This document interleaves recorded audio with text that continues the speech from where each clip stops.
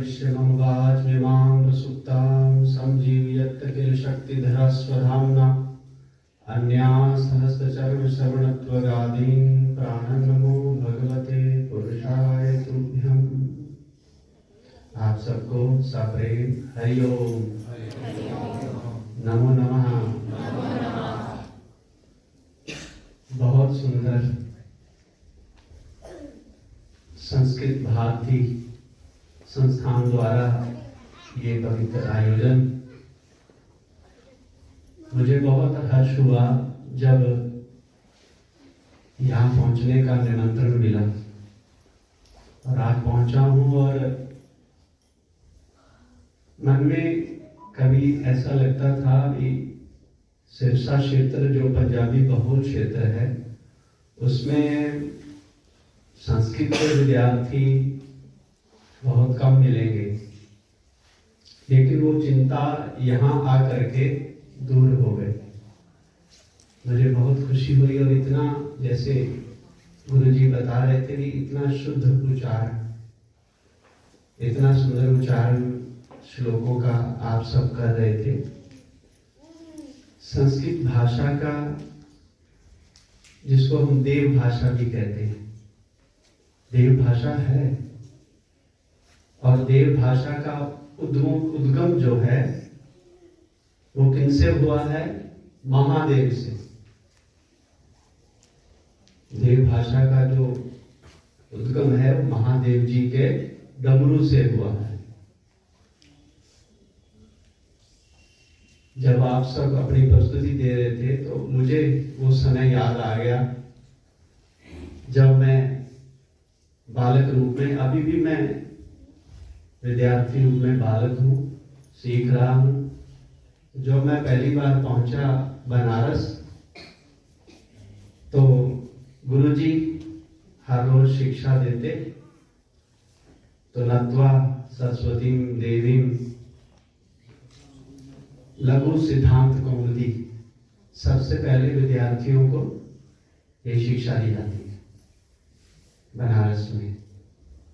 तो वहां पर सबसे पहले 14 सूत्र जो है माहेश्वर सूत्राणी, उनका सभी बालकों को सिखाया जाता है। तो हमें यह बताया गया कि ये 14 सूत्र किसी ने लिखे नहीं है, किसी ने बोले नहीं है। जब महादेव भोलेनाथ को एक दिन बड़े आनंद की अवस्था में हुए तो उनको इतनी खुशी हुई वो नाचने लगे, क्योंकि वो नटराज हैं, वो नटराज हैं। अब खुशी में ही नाचा जाता है। तो जब नाचने लगे तो गायन, वादन और नृत्य तीनों भगवान खुद ही कर रहे हैं। वादन उनका डमरू बज रहा है, नृत्य भी कर रहे हैं और उनके डमरू से ही गायन हो रहा है 14 सूत्रों का। तो सनकादि एक श्लोक है, नृतावसाने नटराज राजो ननाद ढक्काम नव पंचवार उधर तु कामा सनकादि सिद्धा एतद विमर्शे शिव सूत्र जा। नटराज भगवान को इतनी खुशी हुई, इतने आनंद में हुए कि वो नृत्य करने लगे और डमरू लेकर के डमर डमर डमर पूरे जोर से डमरू बजने लगा। लेकिन जितनी बार डमरू बजा, डमरू की आवाज में से श्री सनकादि सिद्ध और श्री पाणिनि जी, महर्षि पाणिनि जी ने तुरंत, अब देखिए ज्ञान को, जिस अवस्था का ज्ञान हो उस अवस्था के ज्ञान को प्राप्त करने के लिए भी ज्ञान होना चाहिए। डमरू बजे और डमरू में इस समय क्या भगवान ज्ञान दे रहे हैं, तो 14 सूत्र, 14 बार डमरू बजा।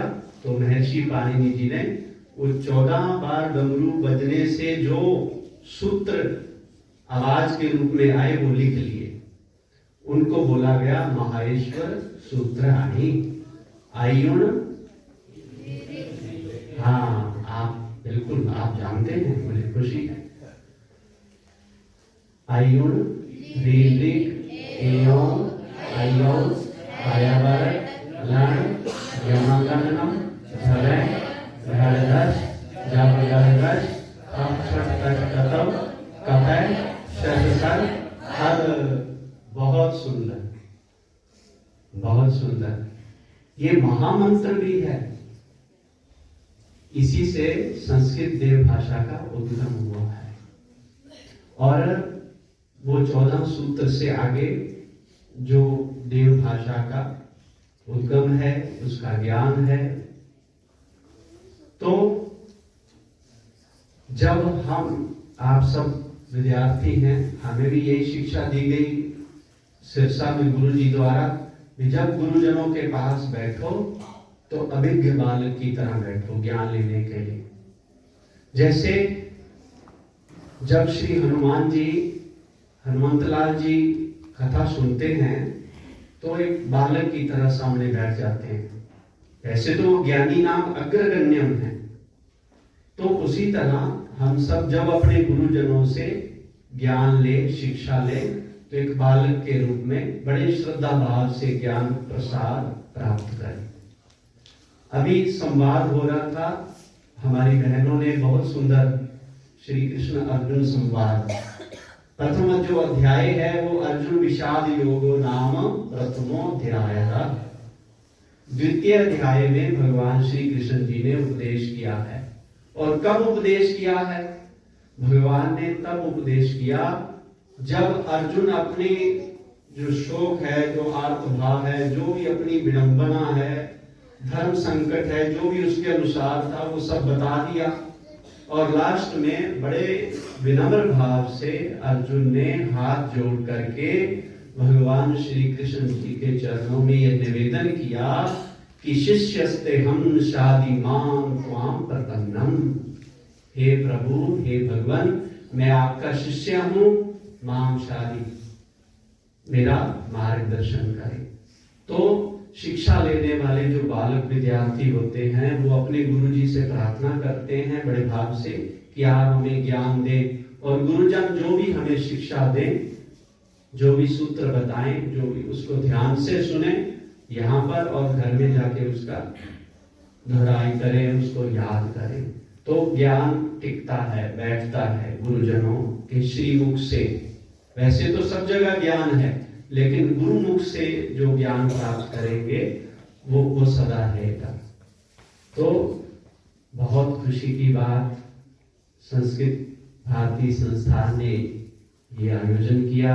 हम सबको, आप सबका दर्शन हुआ। शायद मैं समय ज्यादा ले गया। हाँ, तो जिस दिन से मुझे निमंत्रण मिला है, मुझे काशी दोबारा याद आ गई। सिरसा में मैं पहली बार संस्कृत के आयोजन में पहुंचा। ज्यादातर जो मेरा जाना होता है वो पंजाबी, मेरा शरीर पंजाबी है माता पिता के, और गुरु आश्रम में पंजाबी भी और हिंदी भाषी भी सभी आते हैं। तो सबसे मैं दर्शन करता हूँ सबके। और लेकिन संस्कृत के आयोजन में पहली बार पहुंचा। तो आप सबका बहुत बहुत धन्यवाद। पूज्य आचार्य जी को प्रणाम। आप फतेहाबाद से, हिसार से, मैं शायद सभी का नाम भी नहीं जानता हूं। और आप सब इतने प्यारे विद्यार्थी, बाबा तुलसीदास जी कहते हैं, सिया राम मैं सब जग जानी, करूं प्रणाम जोरी जुग पानी। उसी भाव से मैं आप सबको प्रणाम करता हूं। और इतना कह के, मन में तो बहुत भाव थे, लेकिन आज रविवार है, गुरु आश्रम में पहुंचना जरूरी है। तो विराम। हरिओम तत्सत, हरिओम तत्सत, हरिओम तत्सत। नमो नमः।